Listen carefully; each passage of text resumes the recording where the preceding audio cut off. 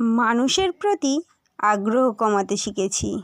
গুরুত্ব না পেলে গুরুত্ব না দিতে শিখেছি।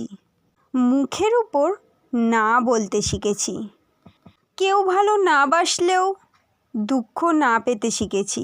কেউ অবহেলা করলে তাকে উপহাস করতে শিখেছি। মিথ্যে বলছে জেনেও মিথ্যেটাকে সত্যির মতো করে শুনতে শিখেছি। কেউ অপমান করলে তার দরজায় কড়া না নাড়তে শিখেছি। নিজে ভালো থাকার জন্য রোজ কত কিছুই না শিখছি। এত কিছু শেখার পর কেউ যদি অহংকারী বলে তাকেও পাত্তা না দিতে শিখেছি।